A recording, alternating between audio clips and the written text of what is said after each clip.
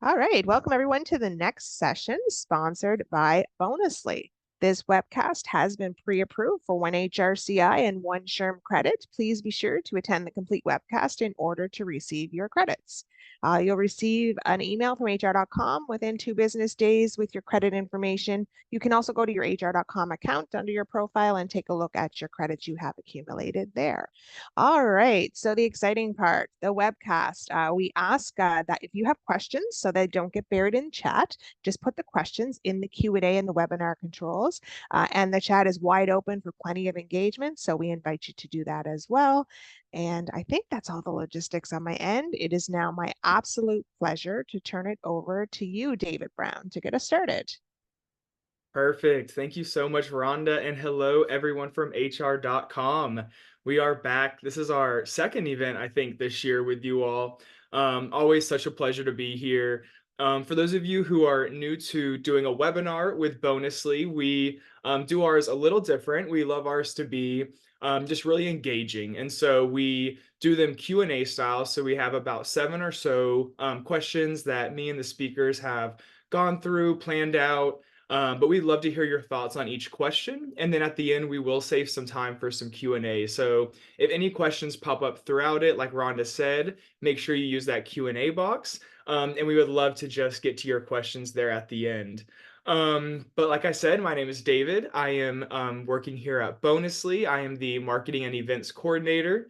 And I am calling in from Jacksonville, Florida, where it is very sunny, as you can see from the rays behind me on this beautiful morning. And I'm just super excited about today's topic. We have heard a lot this year about, culture and high performance cultures and sort of how those come into play. And so we're just really excited today to talk really about managers and how the managers really help build that culture, how managers help instill that high performance culture, but also just the importance of taking care of your managers and empowering them and just making sure, one, they don't get burned out, and two, they have everything they need to make your teams a success. And so really excited about today's conversation. Before we dive in, we will meet today's speakers. And so we will start with you, Erin, if you just want to share a little bit about yourself, where you work at.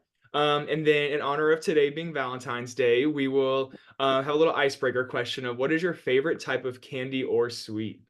It might take a while to be like, what isn't my favorite type of candy or sweet? Hi everyone, I'm Erin Daruska. Happy Valentine's Day. I act as essentially a fractional head of people for startups. So I work for Christine Matthews Consulting, a One Digital company, and we provide outsourced HR to startups. So fractional heads of people, fractional HR, as well as training and coaching for managers and leaders. I'm very excited to be here. Been doing this for a very long time, but I really am passionate about it. And my favorite type of candy or sweet really is anything with chocolate, but I do love a gelato. And I used to live in the Bay Area. I'm outside of Winston-Salem, North Carolina now. And there was a great gelato shop called Lush, and they had a stracciatella. I'm probably butchering that, but it was like a salted chocolate and vanilla gelato, which was to die for. Mm. Oh my gosh, that sounds so good. Yes, and like some people are doing, put it in the chat. Let us know what your favorite candy is. And I also dropped Erin's company in the chat as well. And I'll do that as well for Hope, just so if you all want to follow them, get to know what their companies are. And Hope, we'll pass it over to you. Yeah, thank you so much. Super excited to be here. Happy Valentine's Day, everyone. I decided to wear a heart sweater, but you can't really tell it's a heart, but maybe you can just get the idea of it all. I'm the global people leader at Fountain, and Fountain is a hiring platform that enables high volume hiring, allowing organizations to reduce time to hire from months to days, in some cases even hours, which is kind of mind-blowing. We do that with automation and AI, and both internal teams and candidates, they have a really great experience. And it also allows these organizations to put the right employees at the right time, meeting their hiring goals. So super excited to be here. I too am a big fan of something sweet. And so somebody had posted that they like a peanut butter M&M. That is like one of my favorites, but I never, like, when I want it, I really want it. Sometimes they're hard to find, but I found these things this year, and I had to hide them so we wouldn't eat them all. So they're going directly back downstairs when we wrap up this session. If you guys can find these, it says that it's limited edition, but it's called this Ghirardelli like creme brulee thing. Like it's like a white chocolate, like with caramelized sugar. It tastes just like a creme brulee, but almost better. So if you need a fast gift for someone or yourself today, just head on over to either Target or somewhere, and hopefully you can find them. So anyway, super excited to be here. Cannot wait to talk to you all. And Aaron, I hope you find the conversation with Aaron and I relatable. You get something fun from it, and you walk away feeling better than you did when you woke up this morning. Amazing. Now, even though it's 10 a.m. here, I really just want some chocolate. I mean, I would say my favorite candy is, I think one person mentioned it also, but gummy bears, specifically the Albanese ones. They just taste different, hit different. They are amazing. But I have seen those Ghirardelli ones. I don't think that flavor, but they're always amazing. And so definitely gonna go later today, maybe tomorrow, and get all the discounted candy. But before then, we do have a great conversation with you all. So like we mentioned, we just really want to talk about managers today and just really their impact on cultures and high performance cultures. And sort of just talk through ways that HR can empower them, HR can help them. And so let's just dive right in. And so we'll start this first question with you, Aaron. And so, what are some common signs that indicate a disconnect between employees and their organization's mission? And this question was really highlighted by this recent Gallup poll that came out, which really just talked about how employees really do just feel disconnected. And so we really just want to start there. I'll drop the report in the chat, but Aaron, would love to hear your thoughts. Yeah, when I think of that, I always think of when you have someone who is maybe going above and beyond or contributing, starting to just maybe do the bare minimum, which I think we've had over the years, that quiet quitting, right? Like someone's like, I am no longer doing anything more than I absolutely need to. So that could be one sign that there's a disconnect there. Again, someone who is maybe once active, particularly if you are in a remote workforce where you're using Slack or Teams, and they were often contributing to the conversation or replying to colleagues, and suddenly you notice they're not doing that anymore. Or if you are in person in an office, maybe they were a little more friendlier or having conversations with folks outside of their day-to-day interactions, or maybe they no longer are attending if you're doing any sort of events, so suddenly they're not going to any of those events anymore, and they used to go to those events. Maybe a longer response time than normal. So somebody who was normally fairly responsive suddenly is going to take a little bit longer. I also think of maybe more time off requests than normal. Might be an indicator sometimes, not always. But we always want to check in with them, make sure they're okay, of course, have that human-centeredness. And then, maybe another thing that I see is sort of a constant stream of complaints without any sort of solution, right? So it's okay to have issues in the workplace and to bring those up to managers, but I think when you bring them up and it's a constant bringing up of different things without any, hey, this is what I think we should do, or how can we partner on this? That could also be another indication that someone's, maybe starting to feel a little bit of a disconnect from their company. Hope, did you want to add anything? Yeah, sure. So, Aaron, all really good points there. I think another thing, and this may feel like something kind of subtle, but thinking about how, those people are potentially talking about competitors, right? Like, are they really excited about some new feature or something that a competitor's doing, and they don't feel nearly as excited or that they may once have, or about what you're doing in your work, or they're having a hard time connecting the work to the bigger goal of the company. I think that's one, while it may start off as something small, I think that's something that you really always have to kind of pay a really close attention to. I also think too is, everyone's evolving, everybody's shifting, no matter what industry you're in right now. It's something's different than it was 2 years ago or a year ago. And so we have to start thinking about things differently too, right? And, if you have somebody who's, constantly not willing to kind of shift and make that change, or they're, being more of like not being just pragmatic, but being like very negative against, new ideas or thinking about things differently, complaining kind of without a solution, right? Those are all areas where, you really kind of want to dig in and make sure that everything's still kind of hitting the way that it should, from 6 months ago or 8 months ago or 2 weeks ago even, right? I think those are things that are a little bit like more, you have to pay a little bit more attention to that to kind of tie it back to if somebody's starting to become disconnected or not. I do think once you start to see that and you start seeing the things that Aaron said, I think you really definitely need to go and start having conversations with that person and see if you can get them back to a place where they feel really good. Yeah, I mean, change is hard, right? And so Yeah, anytime there's sure is. change and trying to bring people along, helping share the context and the why and how it's important and what we need from them can also help. So the managers play a big part in, pushing change through an organization as well. Yeah. Absolutely. And I will just highlight two things that you all said. I mean, one, hope you mentioned change. And I feel like that is industry agnostic, it is company size agnostic. The past honestly 4 years have just been constant change for everybody, and I think you both made a really good point with that change. People handle change differently, and you mentioned change is hard, and so I think the complaining is a huge one. The competitor one is a huge one, where people are starting to look elsewhere for, happiness or contentment, which really does affect, the employee experience, which is the theme of today's event, but also just the engagement level of employees. And so we'll go to the next question. We'll start with you, Hope. Sure. So we know that, there's this disconnect that a lot of employees are feeling right now. And managers really are kind of the first ones to sometimes see that and notice it because they're the closest to the work.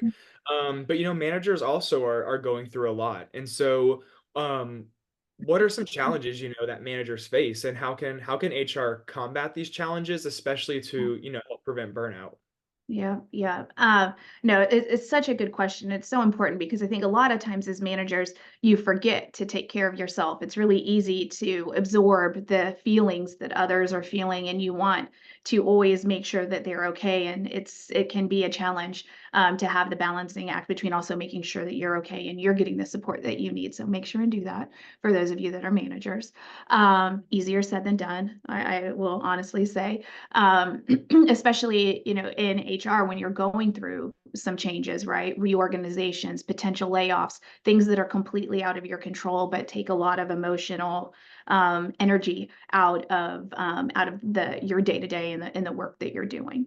So I think a lot of things managers are facing, I think we all face, is burnout, stress, thinking about that life and work, right? Uncertainty of the future. I mean, if I've had, just between peers and just people that, people that are in my network, there's this idea of like, I'm just waiting to get laid off, or it's really uncertain.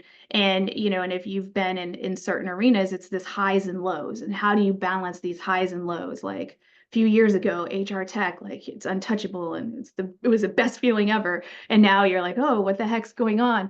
And what does the future look like? So I think, I hope we're in a place where we're starting to have a little bit more balance around what that looks like. But, given what you read in the news and some of the large layoffs that have happened over the course of the last few weeks or coming up in the next, few weeks, those don't necessarily help. So I think that, the way that we, and I think other things that are challenging are, this return to work situation, right? Depending on where you are in your organization, maybe that's something that's been in place for quite some time. Maybe it's something that people are now, starting at the beginning of the year, you're going to be doing these things. And then there's people that, just really are not ready to do that. And they have to decide, do they want to stay at this company or do they not? And then, just all of us, manager, non-managers, like, are we spreading ourselves too thin, right? A lot of us are doing, like, we're probably going to say this 5 times. It's like doing a lot more with less. And I think ways from a management perspective to really think about that is just make sure your teams are working on the things that matter the most, the things that are impacting the business, making sure they have a clear direction of what it is that they're doing and why. And we'll talk about this, as we continue the conversation. But then also just, checking in and making sure that they're okay so that they can go and support their teams in the way in which they need to do that.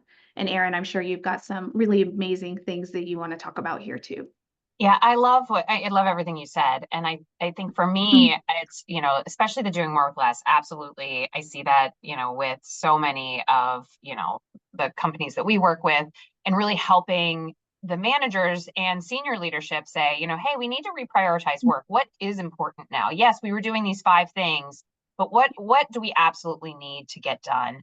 And then also, on the other side of that, the teams are feeling a lot of stress because they've had their friends leave. They, might feel sort of that survivor's guilt, like, oh, I'm here still. And like, my best friend's not here anymore. And so that's going to cause some inner turmoil. So acknowledging that transition and acknowledging, like, be human, like, really acknowledge, like, hey, I get this. This isn't easy for me either. And, helping them sort of rebuild. And then you have probably managers or people who ended up in management positions without maybe the support to learn to transition from an individual contributor to management. So that's another area that I think is really important. So how can you provide them, training, coaching, mentoring to be the leaders that they need to be? Because it is a shift. Yep. From that perspective. And I do love the idea of like putting your own oxygen mask on first, right? You need to take care of yourself. And what does that mean for you from like a burnout perspective? Like, do you need more sleep? Are you drinking enough water? Are you exercising? Like, I know for me, that's like my non-negotiable. It's like, I got to work out in the morning. And if I don't, like, it's, I may have some rest days, but, but if I don't do that, I'm not taking care of me. And then I feel that trickle down effect elsewhere.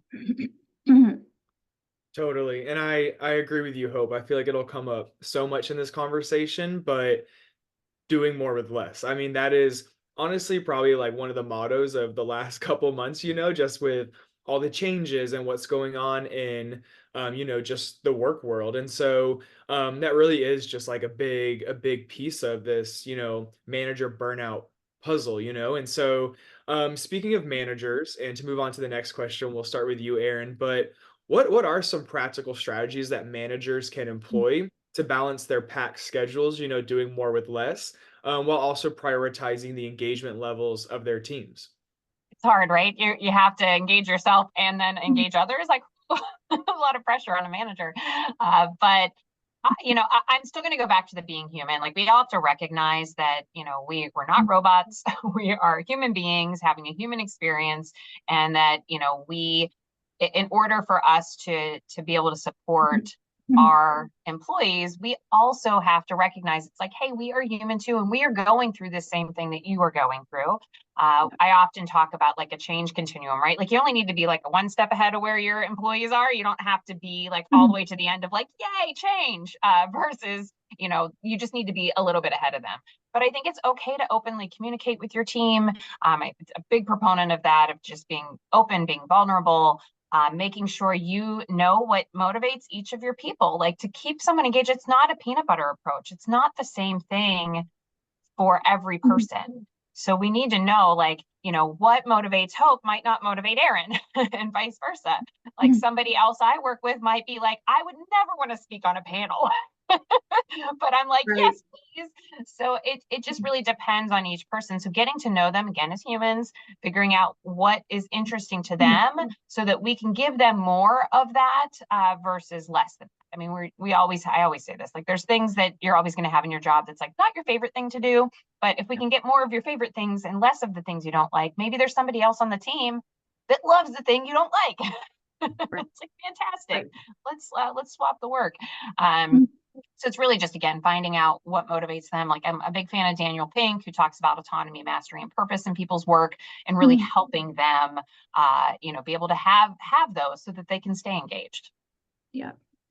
Yeah. Aaron, some of the points just resonate so well with me. And I think one of the things that we do, and I've been, just so that you guys have a little bit of an idea about my background, like I've been working and leading remote global teams probably since WebEx first existed. So we don't look it up, okay? Like, but it's a long time, and it was before COVID, lot longer before COVID. So, so one of the things that and there was no playbook around how do you manage a team remotely, and we weren't using video, and there were a lot of like just clues that you had to pick up on along the way.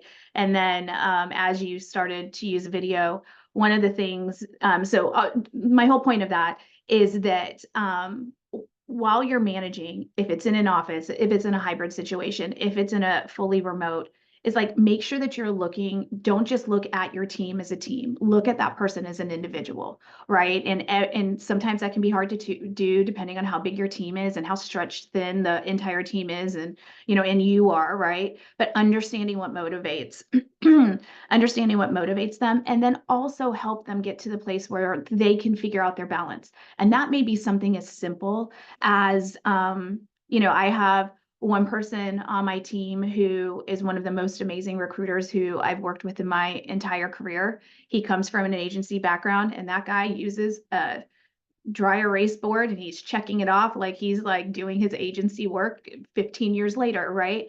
And for him, that's the way that he works. If you try to get him to fill out some sort of spreadsheet around, how many things he's doing or updating some other type of a tool, chances are that's not going to motivate him, and he's not going to understand the point around it. So, really understanding how you can help engage people. If you guys don't know about the Eisenhower method, take a look at it. It's a 4-block box. I use mine every day. I've been using it for a number of years after I've tried every single way to keep myself organized. For me, I found that works.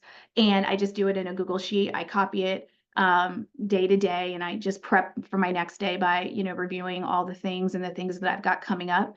So really trying to understand, how you can help motivate others, but then also help them use their time better, and also keep them connected to the work that they need to do, right? They don't need to go chase the shiny object, even though somebody may be asking them to go do those things. And just be there and help them get through the most important things that they need to do in their day, however it is that works best for them. I love that. I heard about the Eisenhower method.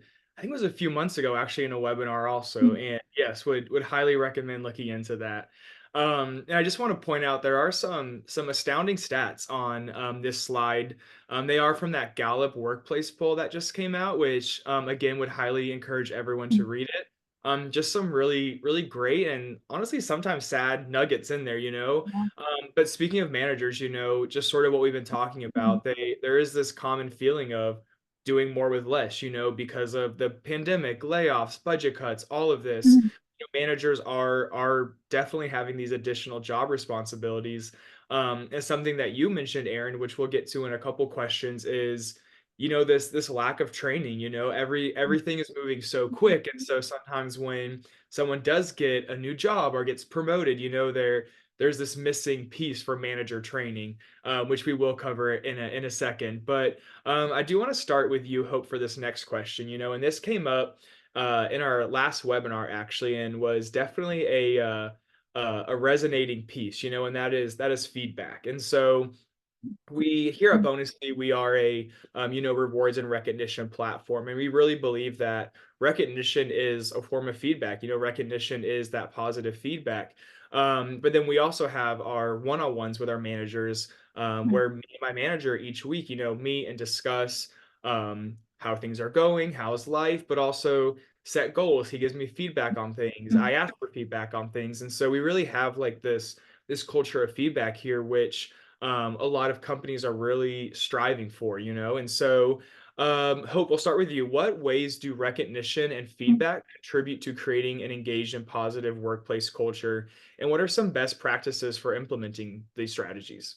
Yeah, I think thank you. This is one of probably the most important questions that I think we'll walk through today. Because I think, You've got lots of people that are managers now that may not have been managers previously. They've not been trained on how to give proper recognition or, or constructive feedback. And to be able to do that right can change the entire way that a person works. And it's one of the things that I've been super fortunate to get some amazing feedback and recognition, and some critical feedback as well. But then there were times that like vividly stick in my mind around feedback that I received that like I couldn't do anything with, right? And I'm like, why are you actually telling me this? That sounds like more of a you problem than a me problem. And so being able to effectively provide that recognition in a way in which an employee likes that recognition. Not everybody wants something posted out there. Not everybody, maybe people do want that posted out there and they're like, hey, you just told me great job of these 5 things because you did this and this was the impact of that. They want to see that out more vocally. There's lots of different ways, and those are types of things as you're getting to know your teams, making sure that you understand what motivates them and how they like to be recognized. When I think about a team that is performing at the highest rate of happiness and productivity, it's because they're getting constant feedback. Creating a real-time feedback culture is something that's so important.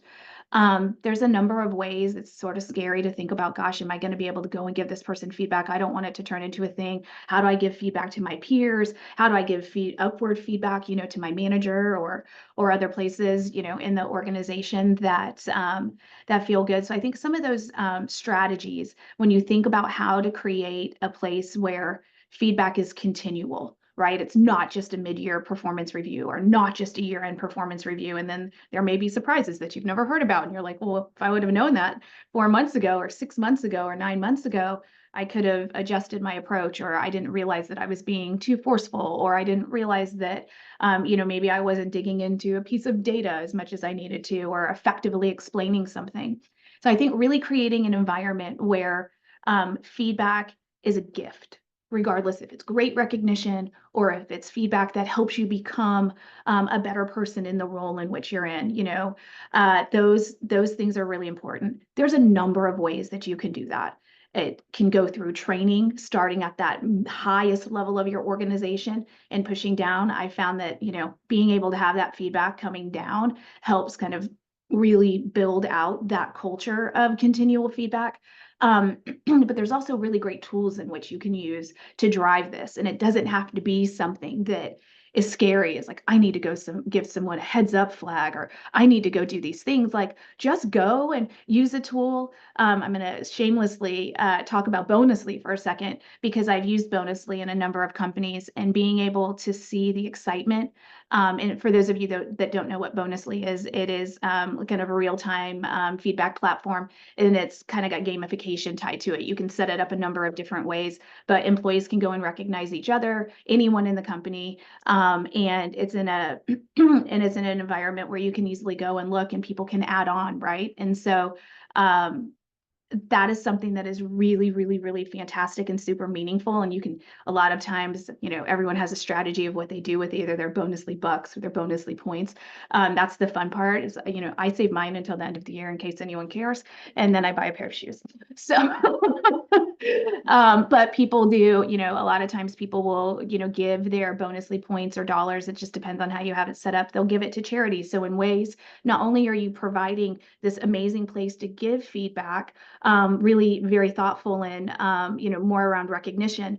And, but you're also doing something on the back end, which makes an employee feel recognized. And then also, depending on what they do with their, Bonusly points, dollars, whatever, they're also giving back. And so that's just some small things that you can do. But there are also different companies that are looking at performance reviews differently. So if anybody's in the market of thinking about performance reviews differently, there's a lot of new things that are kind of new in the last few years that are adding real-time feedback as part of their performance. And it all ties back to this larger, kind of larger view of where your team members and where all of the employees in the company kind of stand in terms of all of that. So it's a really awesome thing.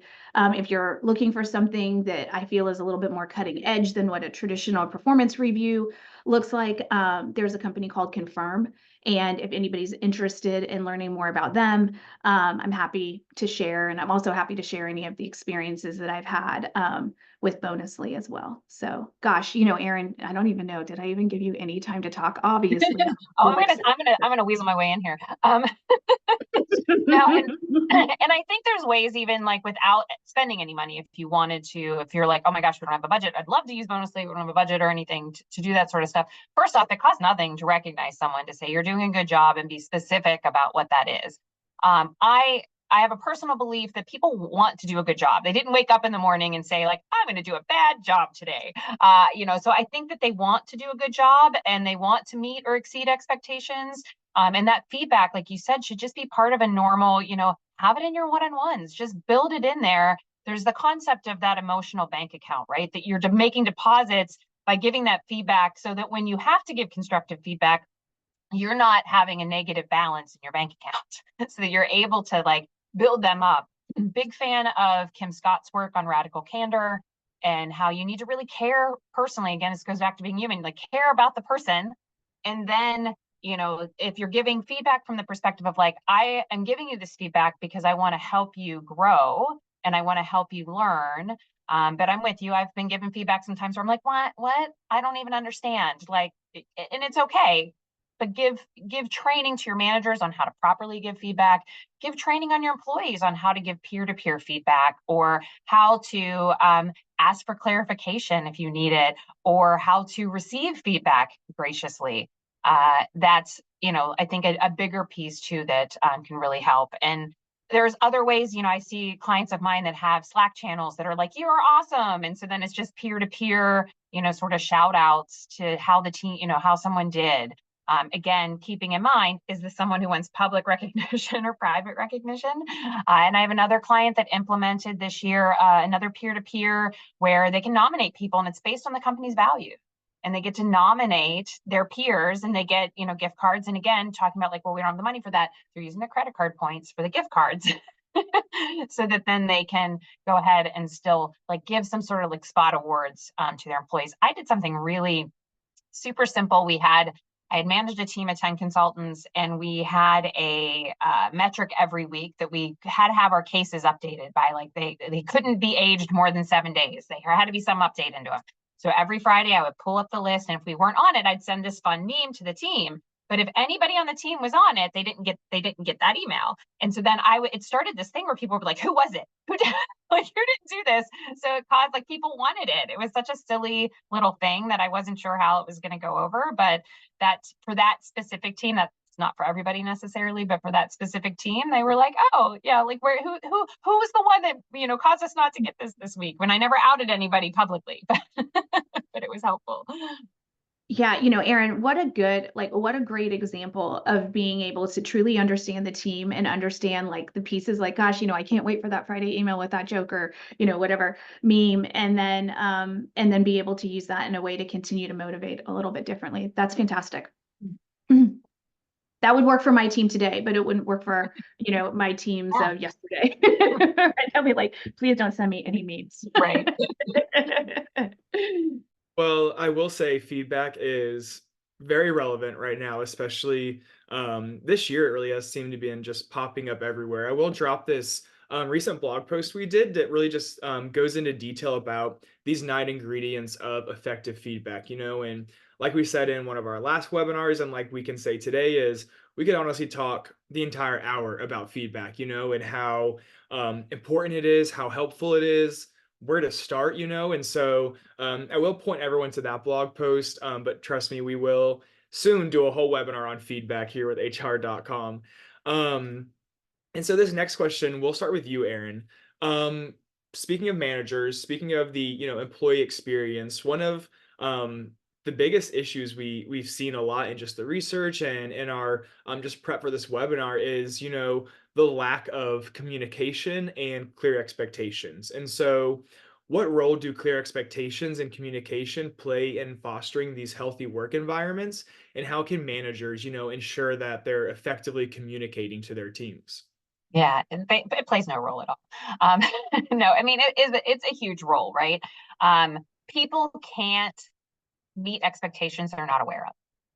Like plain and simple. Like if you don't know, you can't meet that expectation. And again, it goes back to feedback and wanting people to succeed. And I've run into this before where people don't want to give the feedback because it's uncomfortable for them, particularly if it's constructive feedback. It's uncomfortable for them. So in order for them to feel comfortable, they're just not going to give the feedback. But really, you're doing that person a disservice, right? Because you're allowing, this is how I always reframe it with managers, is that you're now allowing that person to continue to fail because you're not giving them that feedback.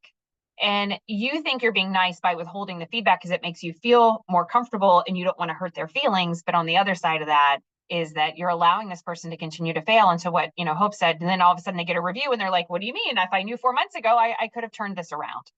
And we want to avoid that at all costs. I actually once sat in a review, and the manager had written in the employee's review that she took too much time off in the summer. And bless this woman, she was like shaking, but she said, you approved it. And he said, well, I took a long time to approve it, so you should have known I didn't want you to take the time off. So after she left the room, I was like, yeah, you need to change that.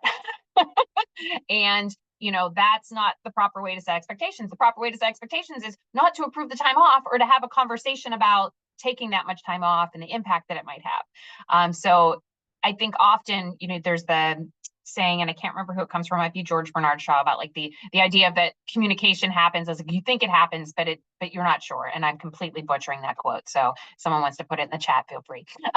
But it's really that idea that like we think sometimes that we're effectively communicating, but we're not. So it's always good to maybe check back with your employee, like, what did you hear me say? Or what are you going to do? What are you going to do today? Tell me what's on your plate, so that the two of you can align and you can make sure that those expectations are set properly. And over communicate, if nothing else. Like, don't under communicate. Don't, they're like, oh, they know. That's the other problem I see too. Is like, well, they should know. They should know what's expected of them. How about you just tell them and take all the guesswork out for them? I'm sure, Hope, you have some things you'd like to add too. Yeah, you just tell them. That's it. I'm just kidding. Just tell them. But truly, one of the most important things of being a strong leader and keeping your team motivated is actually ensuring that everybody knows what their expectations are and they're being held accountable for it too, right? Because that's the worst. Is everybody could know exactly what what their role is, and the 6 things or 25 things or 50 things that they need to do in a week to stay successful or build or whatever it is that they're doing. But if you've got a coworker who's doing those same things and is only doing half of what they're supposed to have and not being held accountable for it, that just erodes the trust, and it erodes the value in which the team is able to provide. But then and morale, right? Like, then I'm the employee who's doing all of my stuff, and this employee's not doing. We're getting paid the same. We're doing the same stuff. Like, I'm going to be like, well, why are you working so hard? Yeah. And I think, ways to do that too is, very much what Erin was talking about, is just like, make sure they know what they're supposed to do. But like, let's also measure against it, and let's like share what that looks like, right? Celebrate those wins, figure out if something's like going off the rails, like how can you go in as a manager and help solve those challenges? What roadblocks can you take away? And once you can get to that place where they know what they're supposed to be doing, they know they can go to you for support. You may not be able to fix everything, but you can give it your best, right? And everybody's being held accountable. I think you get into a really different type of different type of an environment. So this is one of the areas that I think sometimes, especially as a newer people or HR leader, that can be really hard to do. It's figuring out exactly, unless you're walking into something and you're just picking up an amazing pieces of everything that was already built. That's one of the hardest things that I see across different sizes of organizations, or even just inside teams, smaller teams and larger teams, is like really being able to articulate the why behind what you're doing, how you're being held accountable, how we celebrate wins, and how we deal with situations that come up that are out of our control to get everything back on track or pivot, right? But your world shouldn't be around pivoting most of the time. But it is, what is it, year 2024 now? So who knows? Maybe this is the year of pivots, but I thought that was like 2023 and 2022 and 2021. So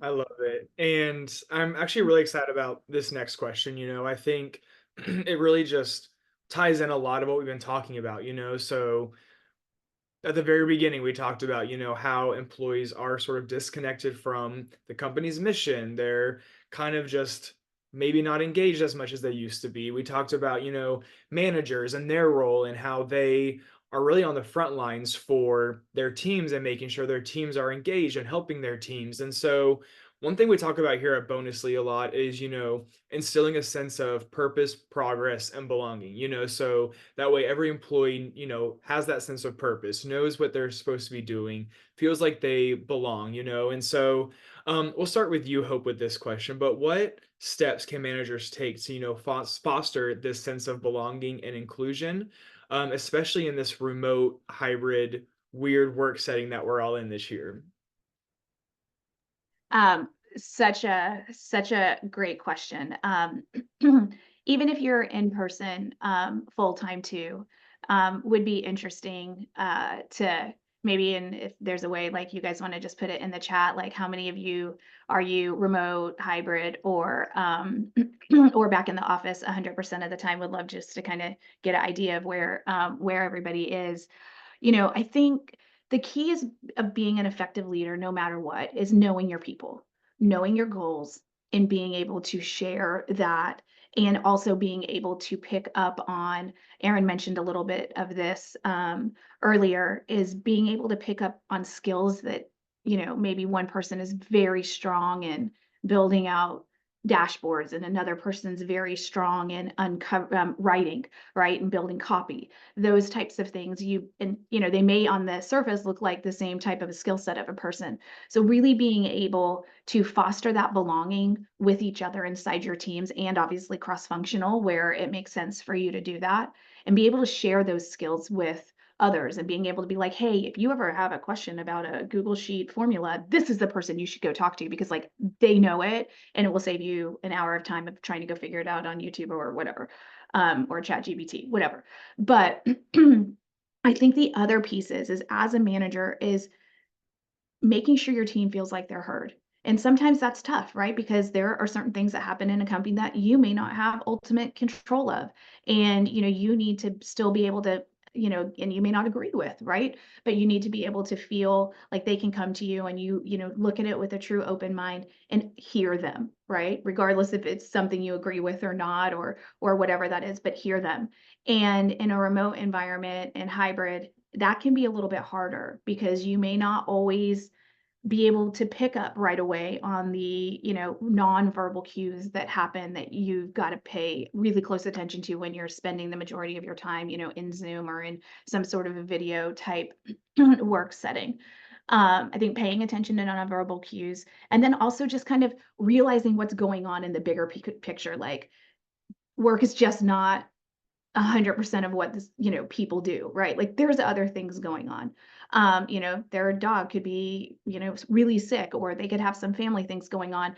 And if you feel like something is like not, they're not as engaged or anything like that, just check in. Don't press, don't pry. Just say, hey, hey, how are things going? I saw, I normally your dog's running around, but I see him like sleeping all the time. Like, is everything okay? Or, all like those tiny little things is going to make them feel like you care, and you should care. I hope you do. And make them feel like they are not just one team. I mean, everybody needs to feel in most cases that they are a part of a team, but they also need to feel like a very important individual as well. And sometimes that's hard to do through a remote environment. I could go on and on about different tips and tricks on how to make people feel more engaged and feel better in a remote environment. If anybody wants to hear all of that, feel free to connect with me on LinkedIn, and I'll bother you and we'll chat. But I think the other piece of this too is ensuring that you over communicate.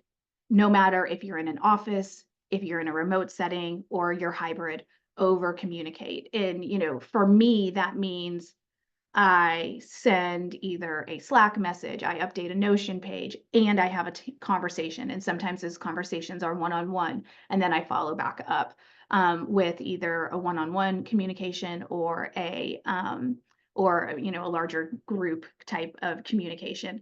Sometimes I do that through Loom, right? Because like I work very, and my team, we all work pretty async. We have tons of different hours that we work. And so for us to stay connected and make sure that we are all aligned on what we're doing, for me, that also builds that sense of belonging because we're all taking that extra step. Yeah, and I agree. I think that in hybrid and remote, you need to be a little more deliberate and you don't have that opportunity for those spontaneous interactions, right? So you have to be more deliberate. A couple things that I think, one of them you had said about like sort of knowing what other people's expertise is and being able to reach out to them. We did that internally with our team as we put together a spreadsheet of like what's your subject matter expertise? And so what are you willing to jump on a quick Zoom call with somebody and help walk them through? And so it's really helpful because we don't know each other. We don't interact with each other. We're all working on separate clients. And so it was a nice way for us to figure out who can we rely on when, I have an immigration question or I need help with implementing some sort of specific software. So that was really, really helpful. I talked about earlier about having the one-on-one meetings, both with your team, but also with your employees directly. So you're getting to know, what's going on in their life. And then, once a month, try and do something non-work related with your team. And again, it could be virtual. It could be a, virtual lunch, or it could be, there's very cost-effective like virtual games that you can play and things like that, that you're really then, you're not focusing on the work, but you're just focusing on doing something fun. I supported a finance team in another job, and they used to have their meetings, and in their meetings, like one of them was great, was like, oh, we're just going to do like a scavenger hunt, and it was like 5 questions, and so it was just a fun way for people to just engage and get to know one.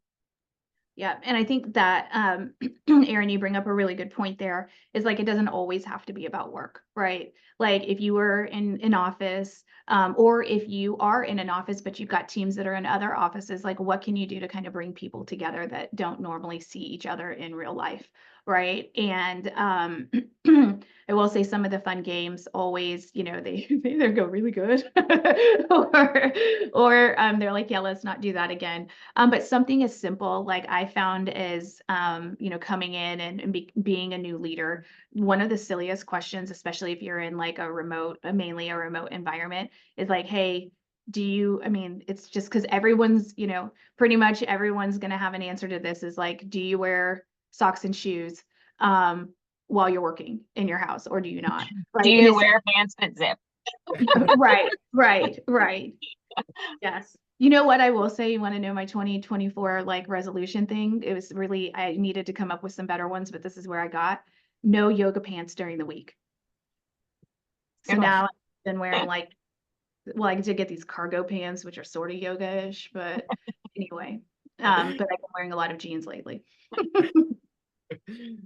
I love that. And I will drop the link to this report that you see on the screen from William and Mary, just a really awesome report that they did recently. But I will echo, what you said, Hope, especially, which is, you just got to know your team, like it differs for remote teams, from remote team to remote team. It differs for in-office, hybrid, all of that. But I will say, quick story, we did one of those remote team building activities, and it was last year sometime, and they shipped us all the ingredients to make apple pie. So fun. It was like around Thanksgiving. I think there was like 100 of us on the video call, and the person instructing it got to like the most crucial time of like kneading it, mixing it, doing something, and then their camera just went off and their internet went out. And it honestly like could have been like the worst case scenario, but like to this day everyone thinks that it was like the funniest thing, because we all were sitting there like, was that me? Is my Wi-Fi out? And then eventually they came back on, but it was just so funny. And so, even when things don't necessarily work out like they're supposed to, it still makes that like fun team bonding, What are we supposed to do next? experience. I know everyone's like mixing, we're like, what? But awesome. I will just let everyone know we do have a few Q&A questions, and so this will be our last question for the organized portion of this webinar. And it really does sort of tie everything together. You know, we talked a lot about like the lack of formal training that a lot of managers are facing right now. We talked about how managers are on the front lines, how employees are still just unengaged and really not connected to the company's mission, and so there really is a lot on the manager's plate to get their tasks done, to make sure their teams are getting their tasks done, to make sure their teams are engaged, connected to the mission, and all this really does tie into the employee experience. And so for the last question, we'll start with you, Aaron, but can you provide some insights into the role that, continuous learning and development opportunities in keeping employees engaged and motivated? Yeah, of course. I mentioned Daniel Pink earlier because I'm a fan, but he talks about, again, autonomy, mastery, and purpose. And if you're not giving those to employees, then they're going to feel more stagnant. And so that doesn't mean, we can't always promote people. And that's what I'm finding is that a lot of times people, the only growth they think about is being promoted. But how can we give them ownership of a project or a portion of a project? How can we help them further hone skills that they have or learn new skills? So giving them more depth to their work. How can we help them see that their work ties to the broader mission of the organization? So maybe they have a small piece of something and they're not seeing how that small piece is actually incredibly important to the overall function of the business. Think of ways, find out how people like to learn. What's, how are they motivated to learn? What do they want to learn? How do they want to grow? And then try and support them the best you can. That might be through mentorship. That might be through virtual instructor-led training or regular in-person instructor-led training, or going to a conference, or having them join an association, any on-the-job training. So right now I'm working with a client where we're in the middle of doing their individual development plans. And then all the managers are going to meet and talk about what are the things that people want to learn. And if there's some overlap, how can we then, like, instead of 4 people training 4 people on the same thing, we can have 1 person train 4 people on that thing. Or if 5 people wanted to learn something in particular, maybe we bring someone in versus sending them out to learn something. So those are just ways that I think of, them learning and growing, and it doesn't have to cost a lot of money. I love the Henry Ford quote that is, the only thing worse than training your employees and having them leave is not training them and having them stay.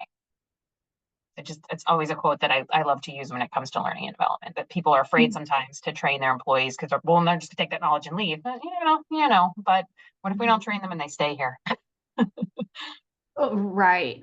And, Aaron, thinking about this continual learning and development, you're working with so many different types of clients, some that are much further in their journey than, say, a Series A startup, right? And it could be the smaller that you are, it could be like where you are in your journey as a company. I've been in startups for about the last 10 years, and this is a question that we always come up with.